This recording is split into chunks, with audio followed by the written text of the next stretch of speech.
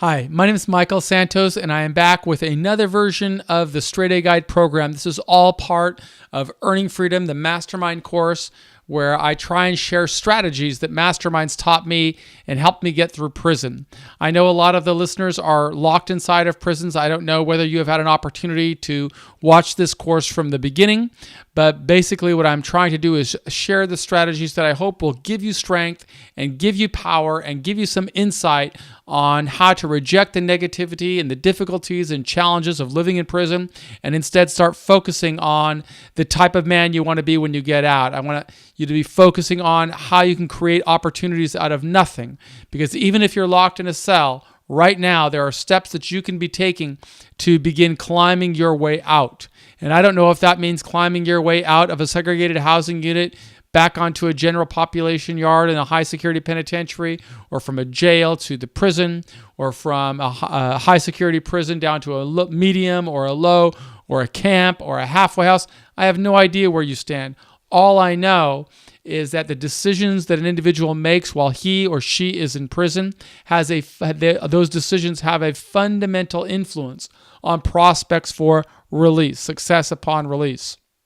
And you don't only hear that from my story, but you also hear it from the people that I'm profiling here in every other episode. Last episode, I featured Seth Ferranti. If you're getting these in sequence, I don't know if you are, but if you heard my friend Seth Ferranti, you will have listened to a story about a young man who went to prison when he was in his early 20s and started to adjust inside of the prison the way that many people adjust to prison until he snapped out of it, realized the importance of focusing on education, and because of that focus on education, he ended up creating a series of opportunities that really enhanced his life. The reality is, it's those small incremental action steps that make all the difference.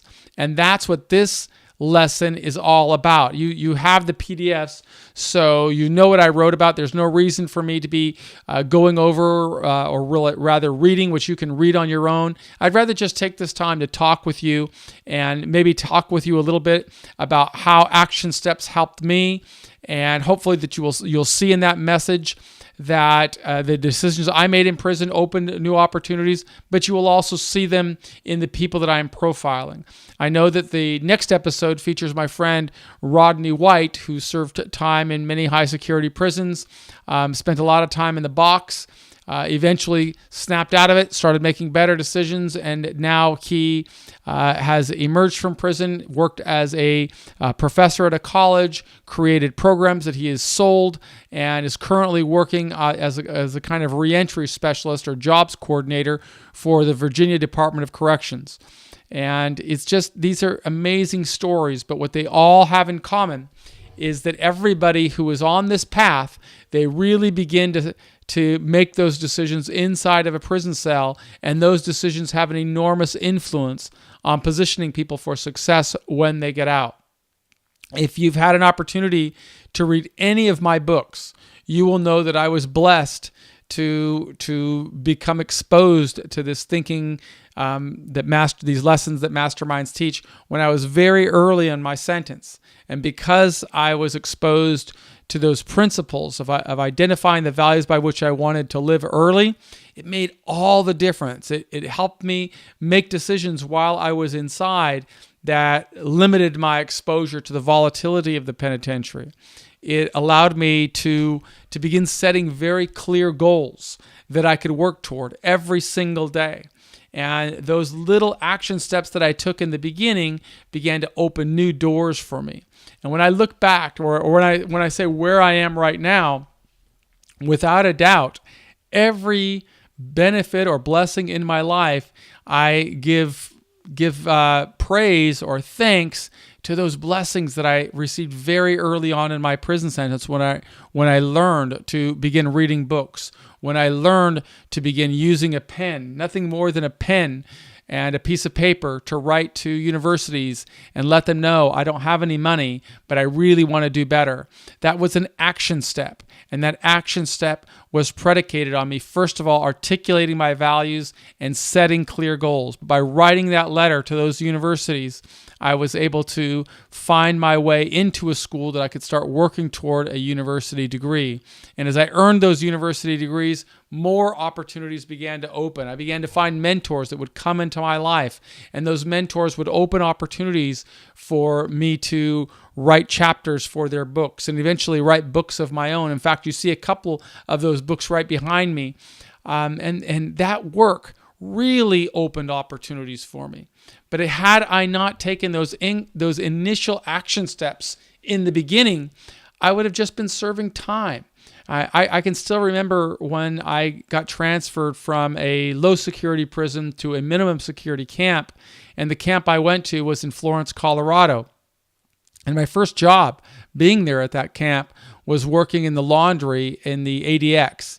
And I remember sitting outside the gate of the ADX because they used to have to drive on a bus from the camp to the ADX, and I worked in the laundry there. So I'd wake up really early in the morning. I think it was like the shift started around 3 or 3:30 in the morning.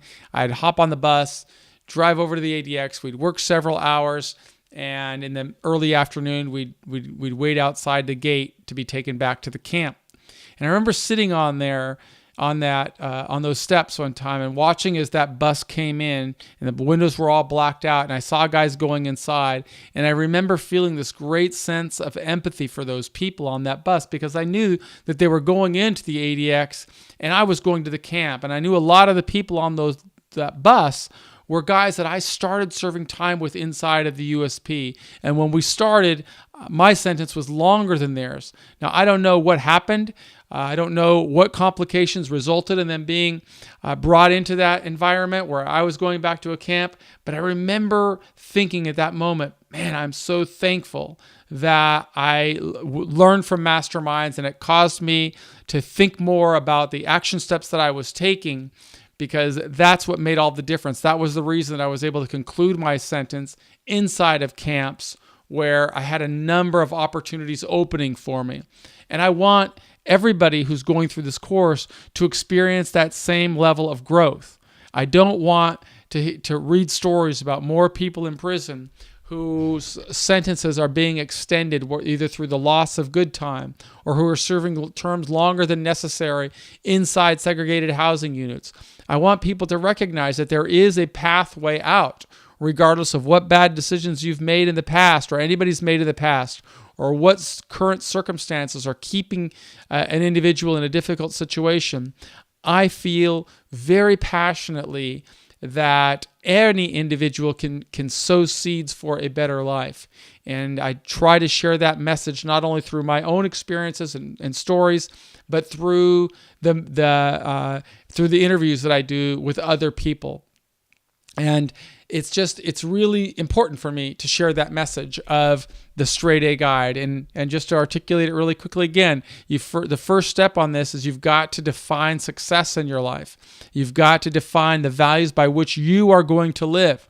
And once you define those values, then you can start setting clear goals that show your commitment to those values. For me, it was always about avatars, about the people I wanted to meet in the future. And it didn't matter who they were. It may have started with my case manager, may have started with the warden, may have started with the unit manager. I wanted those people to see me as something different from the bad decisions that put me into prison.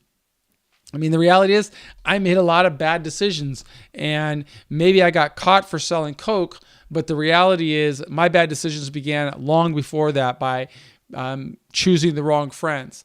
Well, action steps really require us, that is an action step, is to be thinking about who are the people with whom I am associating. Is the people that are the people that I'm close to, are they violating the law? Are they breaking rules? Are they making me vulnerable to more problems? I used to teach these courses when I was in prison. And I remember I'd ask guys, what their thoughts were on whether they should disassociate themselves with people who are engaged in criminal behavior or criminal background or criminal thinking patterns. And a lot of guys would tell me, it doesn't really matter what my friends do. They're my friends. They'll always be my friends as long as I'm not breaking the rules. But I can tell you that's really not the way the world works. You see, if you're if you're associating with people who are engaged in crime or who are violating rules or who are doing things, making bad decisions, you're putting yourself in a vulnerable situation. And when you put yourself in a vulnerable situation, other law-abiding citizens notice. And when they notice, your access to opportunities really is lower. So I think it's really important to consider every action step you take. And that includes, what books do you read? That includes, what do you do with your free time? That includes, what movies do you watch? How important do you find it to be sitting inside of it, to be, identifying, this is my chair here in the TV room, or I'm in charge of running the television at this time, or even things as small as participating in organized sports. I mean, I don't say that I have all the answers. I can only say that what got me through prison was I looked at every decision I made as a potential action step, a potential to bring me closer to the success that I envisioned. And I can tell you, a lot of people thought that I was nuts in prison. They said I was too obsessed with how I was going to get out. And when I got out, that didn't change. When I got out, like you'll hear in the next, or you've heard in some of the previous episodes of guys who said when they got out, they went right to work. They went right to start building their careers or their success. I was the same way. I got out of prison. I've been out of prison now. It hasn't quite been 4 years, but I'm completely free now. I finished with everything, including what do they call it? Supervised release, parole in my case, because I'm old law, and special parole. All of that is behind me now. But even so, I still haven't had a drink. I still haven't gone out to a club. I still haven't done anything that is not directly related to the success that I want to become. You can see a lot of light in here. I mean, I'm filming this video right now at 10:30 at night after a full day of work. And the reason I'm doing it is because I'm so committed to trying to get this message into as many prisons as I possibly can. I'm so committed to taking the action steps necessary to connect with more of the 2.3 million people that are currently locked up in our nation's prison system, because I really want to change this system. All of these are little action steps that I take. I may have mentioned, or you may have heard me mention or read, that I launched a new website. It's called jobsandresourcesforfelons.com. And that website has one purpose. It is to build a bridge that will connect formerly incarcerated people to the employment market. Because I know those many of our brothers that serve time in prison have a really hard time getting a job. And I have a sense of responsibility to try and close that gap, so that more people are able to function in society, so that more people that come out of prison aren't living on the margins, but they're really becoming successful, really having the same opportunities that every other American citizen has. All of that begins with taking small action steps. I'm taking an action step right now by investing my own resources to buy things like this microphone, or this high-end computer system that I am using, or the software that's allowing me to make these videos, or the software that's allowing me to make graphics like what you see behind me. Because all of this, I feel, is necessary for me to be able to go out into the world and tell audiences why we need to change our prison system. But it's not, one thing that I have learned in the past couple of years is a lot of times people will tell me, well, you're different. Not everybody's like you. And I need to tell them that's not accurate. Every person in prison has the potential to emerge successfully as a contributing, law-abiding citizen, but a lot of them don't have the same. They didn't have the same guidance that I got from learning from masterminds, and that's why I need to go in there, take more steps. Not only do I have to reach out and connect with legislators and judges and universities and business leaders, I also have to find a way to get back into the prison system and get more people participating on this and documenting their commitment to success. Because if they do that, I can then refute those objections that I face when people say, well, we need tougher prisons. We need to have a tough on crime society. We need to be, have longer prison terms and less good time. Well, for me to change that, I need to take action steps. And some of those action steps I won't realize the result of for years. I mean, you have no idea, or you may have an idea, how difficult it is for a man like me who did 26 years in prison to persuade administrators and wardens and legislators and anybody else to allow me to bring this message back into the prison, because you guys all know the message. Everybody's afraid of this whole idea of protecting the security of the institution and all, that message. I have to find a way to overcome that, because I need more people in prison to begin taking action steps that demonstrate their commitment to living as law-abiding, contributing citizens. If I can get 1,000, then I can get 10,000, then I can get 100,000. And by getting that movement going, I can then take that data, I can take those results, and when I am speaking, I can show it. I can put it up on a screen. Look there are 10,000 people on this Straight A Guide program, and they're all working to reconcile with society. And look at the incremental action steps they're taking. They're enrolled in GED programs. They're participating in substance abuse programs. They are participating in every type of program available inside of the institution, and it no longer serves the interest of society to keep them locked up. Well, it's one thing for me to make that statement just by talking about it.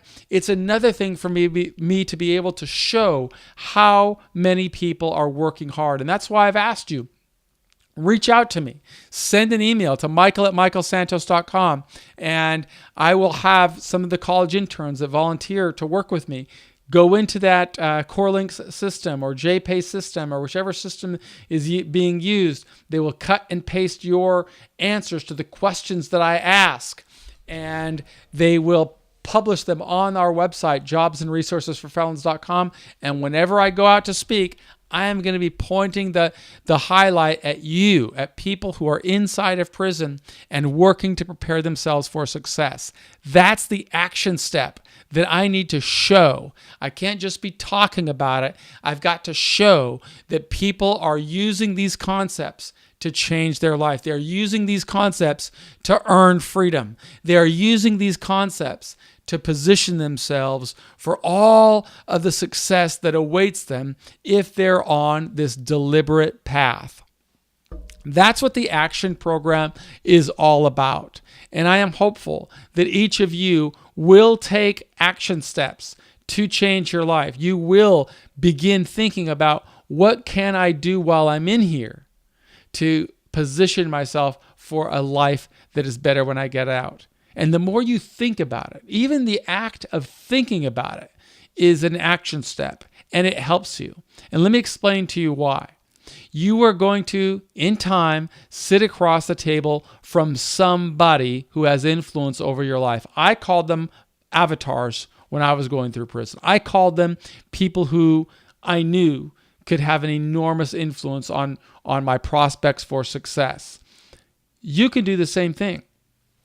You can be thinking about, who are those people? What can they do for me? Or what can they do to me? Because while you're in prison, there are people that can do things for you, and there are people that can make your life more difficult. It's not important to think about what's happening this minute, but rather what can happen in 1 year, in 3 years, in 5 years, in 10 years. I'm still on that path. I will never get off of that path. I don't know when I will ever forget about the 26 years that I served in prison, but I do know that I will never stop thinking about what is the best possible outcome in 1 year, 3 years, 5 years, 10 years. And when I keep my focus on those goals, I know what action steps I have to take. I've said it numerous times before. When I got out of prison, I set one goal of saying I've got to be able to control $1 million worth of assets within 5 years. Because I set that goal and I made it so clear that either I was going to succeed or I was going to fail, I could see what types of action steps do I need to take. But had I not made good decisions while I was in prison, I would not have been able to really advance the ball and move the needle. Because I made good decisions while I was in prison, I could take that documented record, that solid record of success, and use it.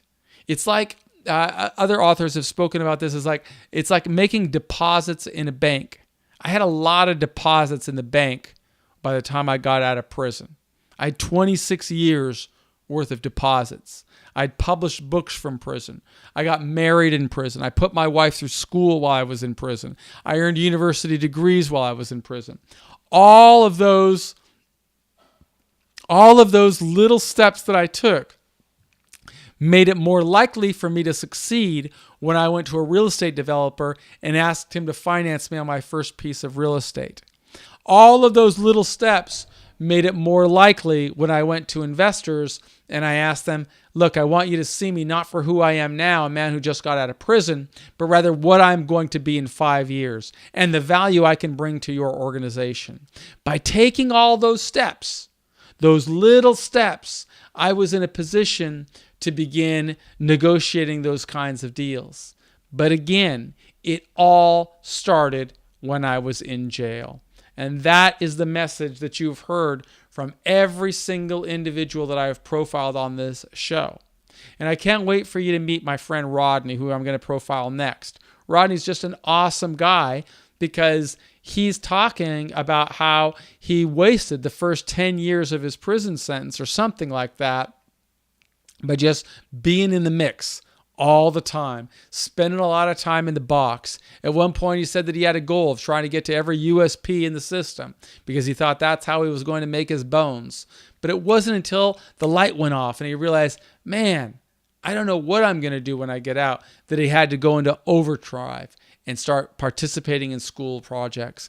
And then, he really turned the page on his life, and he's now just a very successful guy, and I'm proud to call him a friend, and I think that you will find some value in his message. But the message today is to take action steps. And I'm going to leave you with a question at the end of this video, as I have on the other ones, and I'd love it if you could just send an invite and answer that question for me, so that I can publish it on jobsandresourcesforfelons.com. I really want to profile you. I'll be sending you a newsletter. If you choose to sign up, you'll get it through the email system if you have it in your prison. But at the end of the day, I just want you to know I've got a lot of empathy for you. I've got a lot of commitment to try and improve our nation's prison system and sentencing system. And the only way that I can do that is by getting out here and speaking, building connections with employers for people who come out of prison, and just spreading awareness so that more people understand why we need reforms to our prison system so that more people can come out successfully as law-abiding, contributing citizens. That's what I want for you. And I hope that you will respond to the question that follows, and you'll stay as an active participant in this Earning Freedom Mastermind program, the Straight A Guide version. Thanks again for giving me your time.